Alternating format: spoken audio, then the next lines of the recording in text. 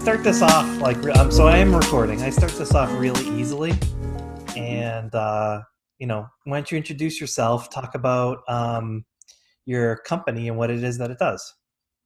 Sure, sounds good. Well, my name's 𝐕𝐢𝐬𝐮𝐸. I'm the CEO and founder of FlyReal. And what we do is we actually sell an AI assistant to property and casualty insurance carriers that guides their policyholders through their own self-inspections and claims filings. Yeah. So I hear AI a lot. Yeah. Okay. So let's break this down to two pieces for those in the audience that may not understand what AI is, because it's funny. I had a conversation yesterday with someone where we talked about AI and machine learning, and I got it wrong. So I didn't quite understand AI. So before we dig in a little deeper on how your AI might be different than anyone else's, describe for the audience how your company defines or basically comes up with the concept of AI.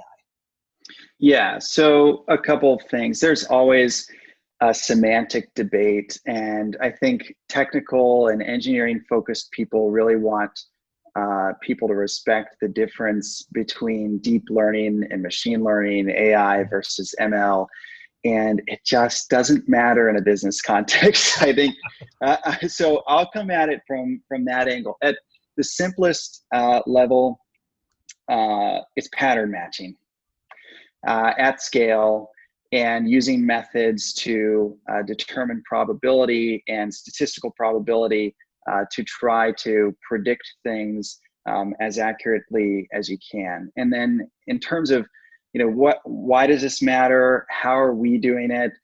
We specifically use computer vision technology, and we've trained our platform, our models, to look at images of homes and videos of homes from the lens of an inspector and a risk engineer, so that it can automatically extract and identify the data that matters to carriers. Yep. So if you play this out now, you can have thousands of properties scanned with video walkthroughs of all of them, and you don't have to look at every single frame, watch every video to extract the data that you would want to pull out of those to know this person has a wood stove in their home, or they have a pool, but it doesn't have a fence around it.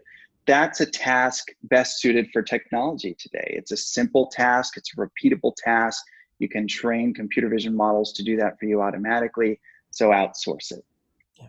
So training is the key word, right? So that's the one of the more complex parts of what it is that you have to do, is that in order to get the computer to in order to train it and to get the computer to actually learn, you have to feed it information. So can you talk about what it took for you to be able to actually offer a product that actually does this?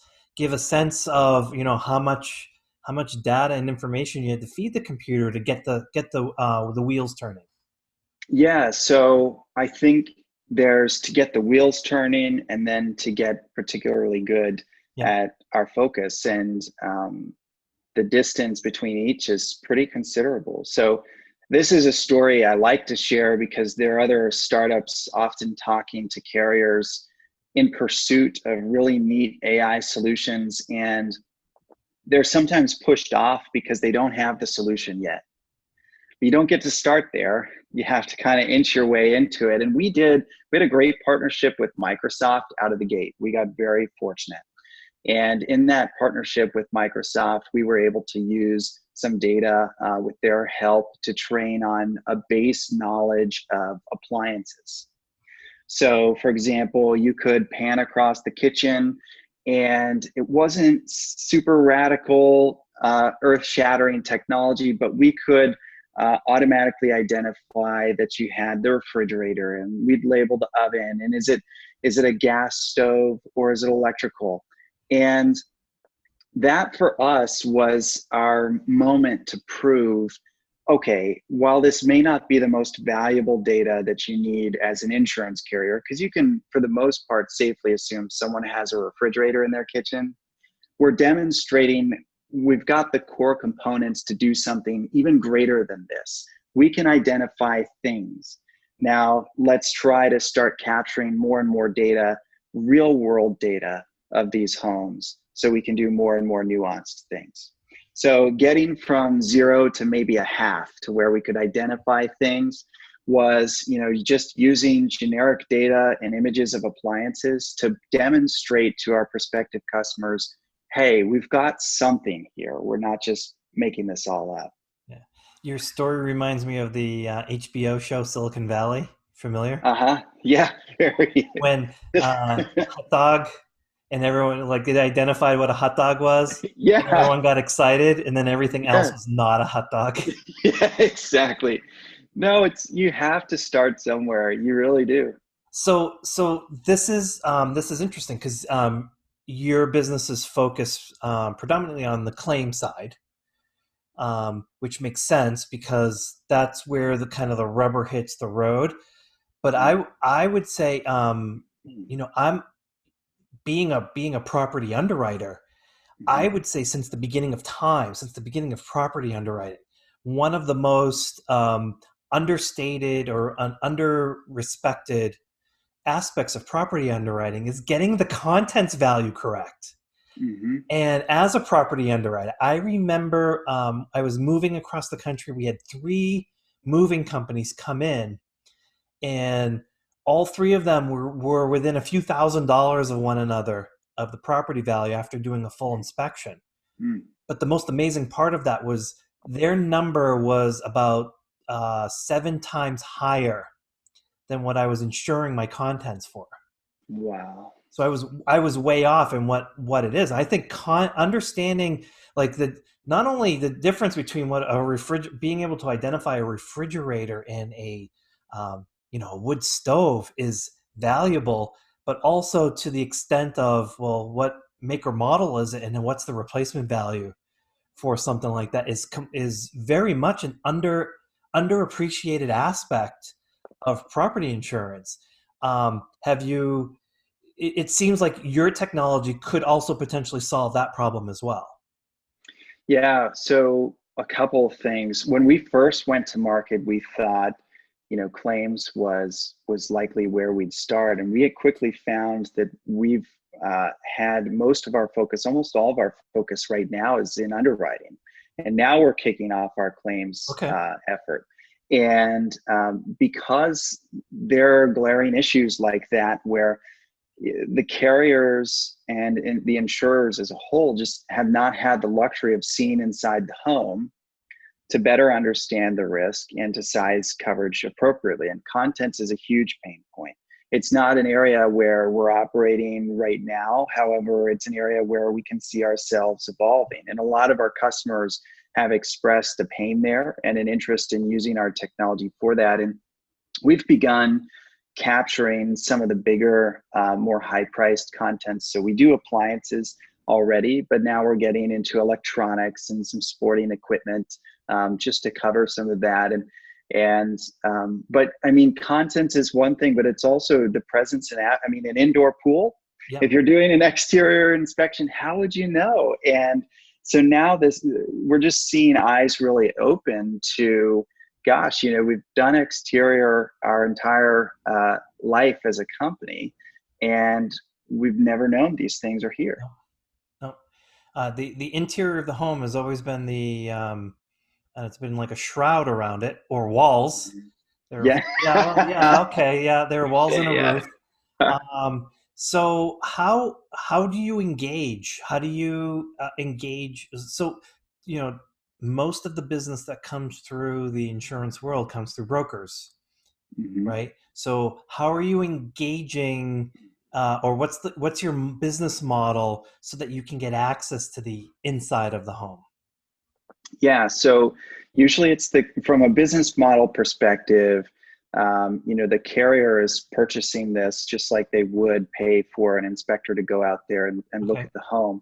From a distribution perspective, you have situations where some carriers go direct and others through agency channels. And what we've found is that capturing this data and even letting the agent be a part of that is an opportunity for the agent to better serve their customer. And we've actually seen agents get pretty creative with that. So for example, with Flyreel and one of our integration partners in Donan, you can scan an appliance and get back any recall data, its estimated life expectancy. So as an agent, if you have a book and you see that some of your customers have outdated or expiring appliances that are high risk, can you potentially work locally with some of the small businesses in the area to find discounts for them and to just serve them at an even greater capacity? So we've learned really how to deliver value, not just to the carrier, but how do we better protect the policyholder as well? And then how do we equip the agents with data to better serve their customers too? Ultimately, that's their core focus. So enabling that is a focus of ours as well. I'm assuming it's most of this or all of this is done via mobile phone. It is, yeah. Yep. Usually at a new policy or renewal. So a good chunk of our business comes from renewal inspections as well as new policies. And the flow is that typically the policy holder, after that quote, kind of in that underwriting window, will get a text and an email from the carrier. They tap the link. It takes anywhere from 15 to 25 minutes to scan the full home, and you're good to go. Everything's documented and covered. Yeah, that was my next question, was the simplicity of use. Is it simple enough for a property owner to do it on their own? Does the software almost give them like a guided tour, like directions on angles of the phone, or or is it all photography, or is it video as well?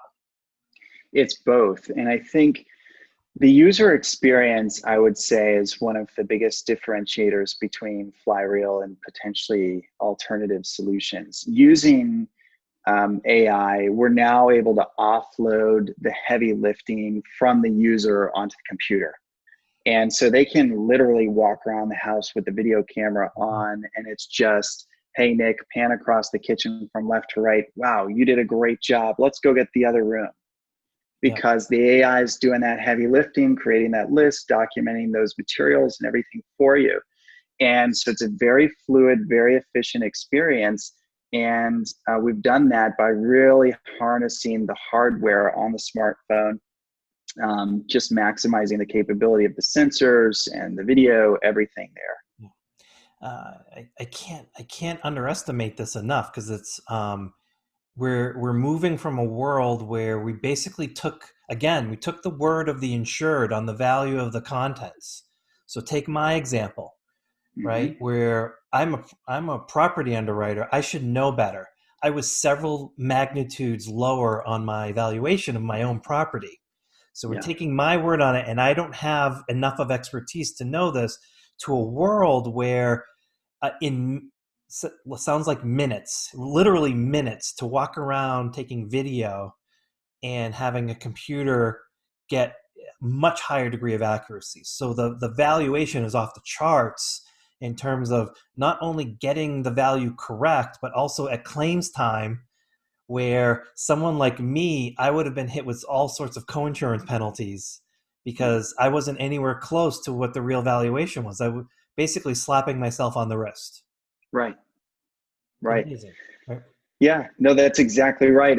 And there's a big shift happening, and it's going to play out, I think, over the next few years, where technology is affording the market new opportunities to structure products and serve customers in a better way than it's been done over the last 100 or so years. And I think the way that plays out is through much greater accuracy, far fewer guesses and assumptions of risk. I mean, we kind of joke a little bit that you get these big data analytics firms, and they say they'll put together an AI model, and it could be, say, to predict who's in the house next door. You can just go walk over there, knock on the door, and ask them their name. And I think insurance has been in that mode for so long. It's why are we crunching 1,500 data points, looking at socioeconomics data to try to predict how much these people purchase and have in their homes when you could just ask them? Yeah. And they do it and they scan it because they have a mutual interest in protecting their things that they care so much about. And I think that's what you pointed out is a very important piece is customers want the appropriate coverage. They want to know their stuff is protected. And we haven't been able to do that in a hyper-personalized way at scale until now. Now we've got the luxury of this technology and we can do those types of things. So give us the backstory. How did Flyreel? What was the genesis of all of this? Well, I wish I could say that this was our idea on day one, and we've been working on it ever since. Well, what was your idea on day one? So now since you brought this up, I got to see how far you've pivoted. oh, geez, it's not good. It's not pretty. No, it's fair game. It's a good question. So I started the company with some good friends. Technically, we formed the company in 2013, and my background is a software engineer and more specifically a product guy. I really enjoy taking things from design all the way through to development. And I had the opportunity to do that for a couple companies and got to witness and experience some of their success and got the itch to do it myself.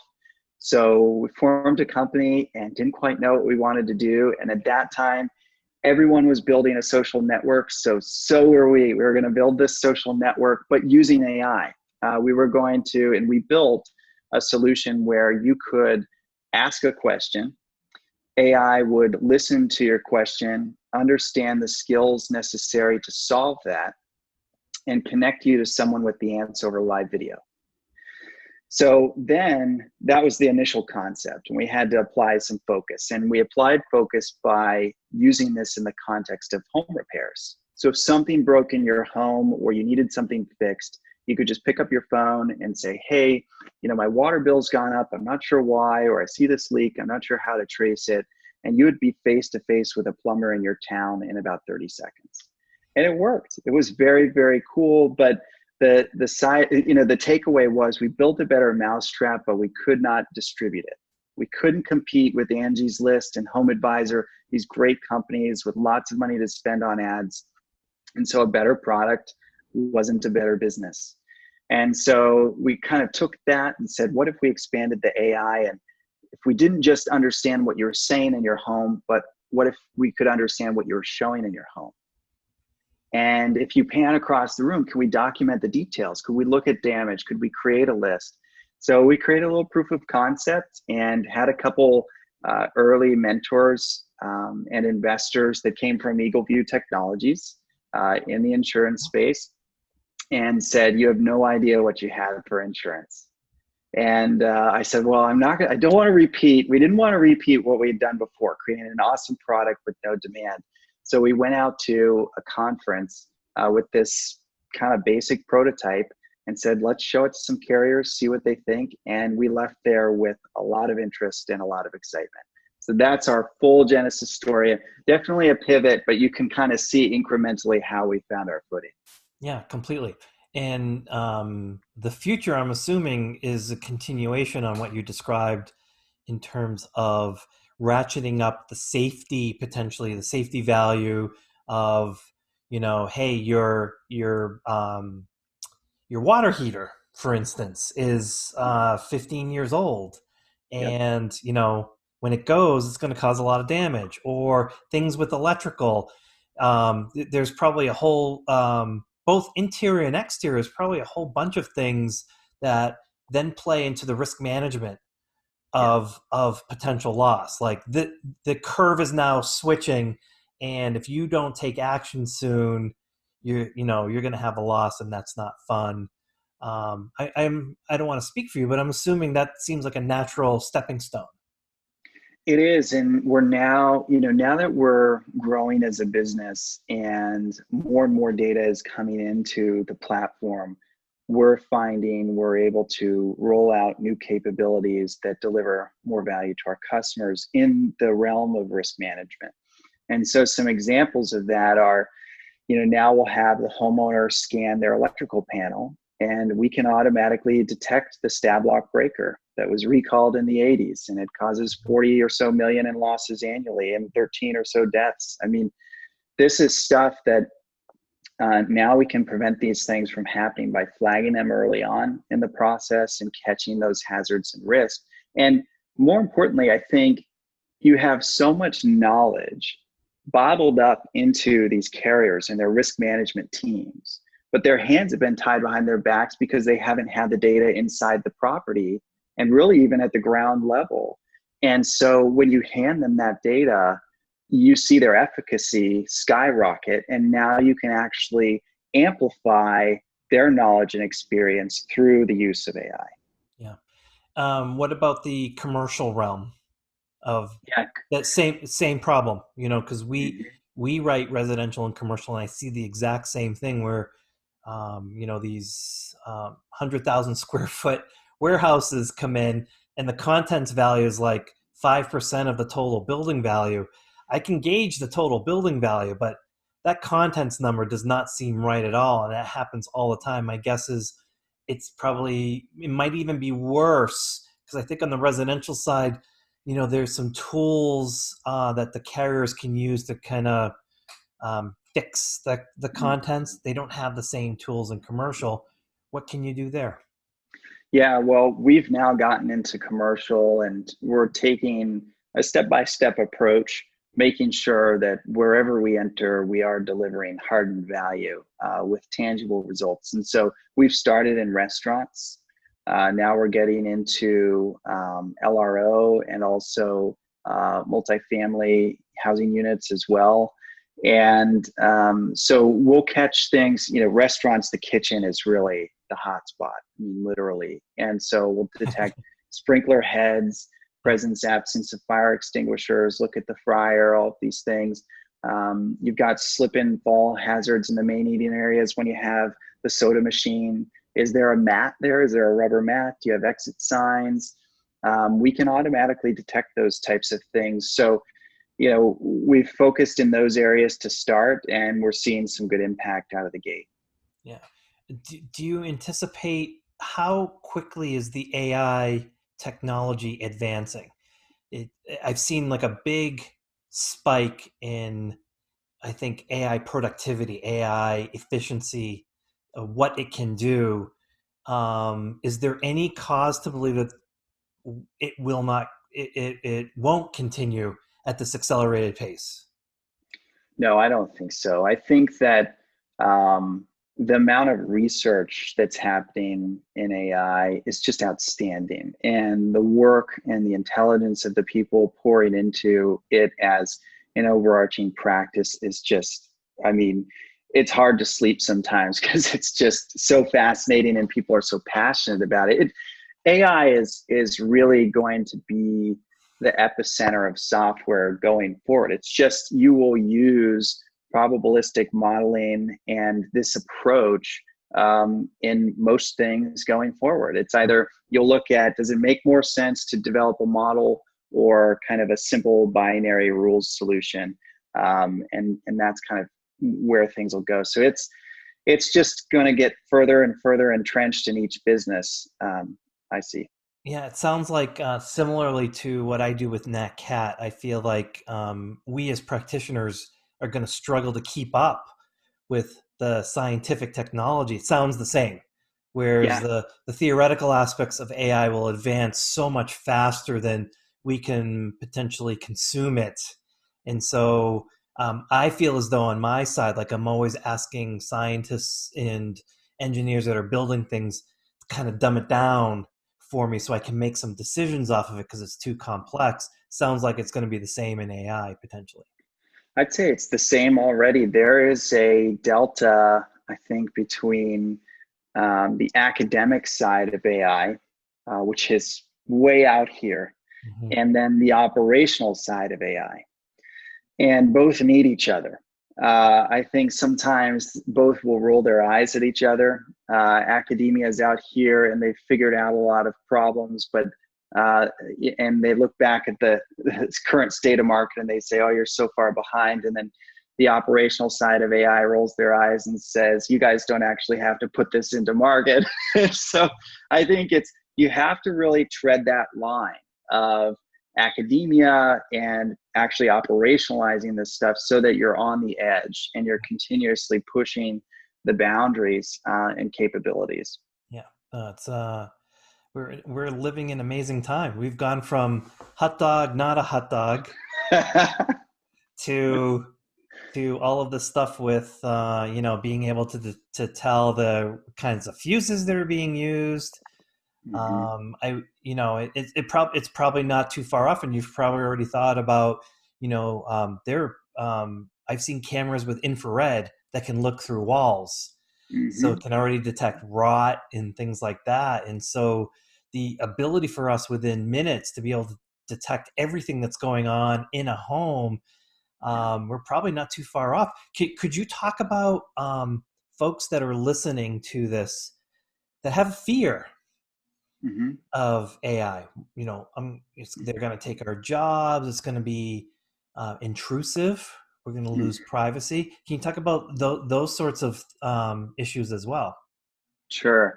Well, first I'll start with more of a lighthearted entry into this, which is as someone that's entrenched in this every single day, I personally don't think there's too much need for concern about this wiping away jobs. And I'll give you an example, a personal example with Flyrail. I think early on, we would see situations where you'd pan across the backyard and there's a patio table there and it's got this glass surface reflecting the blue sky. So if you have this circular table with a blue surface, that's a hot tub, right? And then you'll get a computer monitor, and to tell the difference between a computer monitor and a television screen is a tremendous amount of work. Yeah.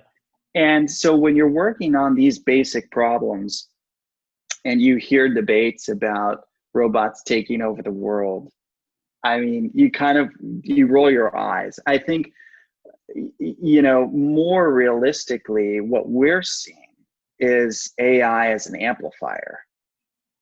And so we come back to that example of the risk engineers now being equipped with more data than they've ever had before and more visibility across their book of business than they've ever had.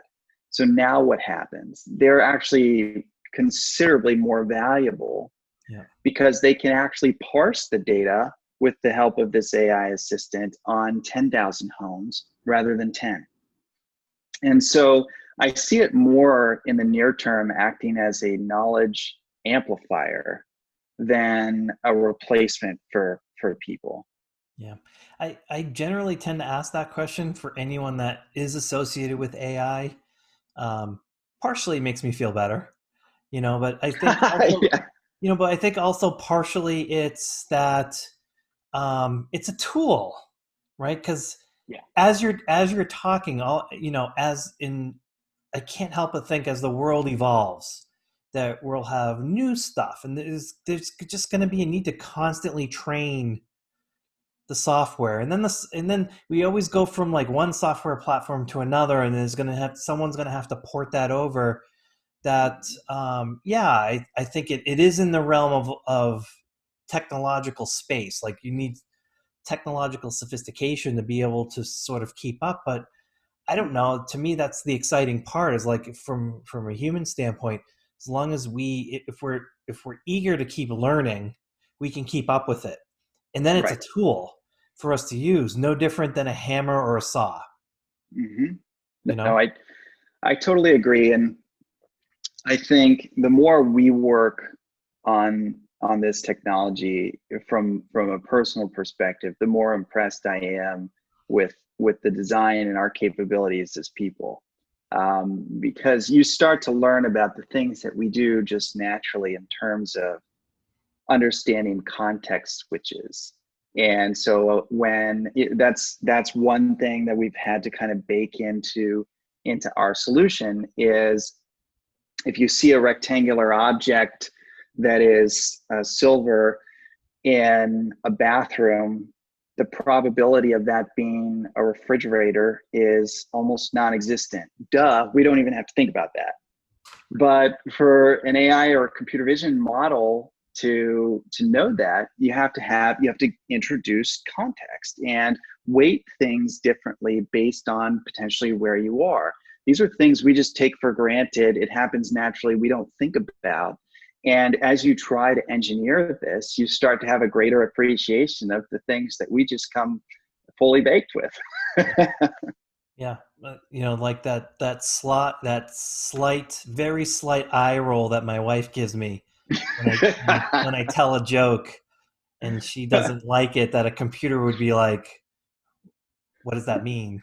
Yeah. I know exactly what that means. So, Yeah, exactly. Well, I think I'm in celebration of this conversation with you. I think I'm going to have a hot dog. Yeah, there you go. Good. So, Good. Cole, thanks so much for coming on, talking about Flyreel. You're always welcome to come back. Thank you so much, Nick. I appreciate you. Appreciate it. And so, my fellow Americans, ask not what your country can do for you. Ask what you can do for your country.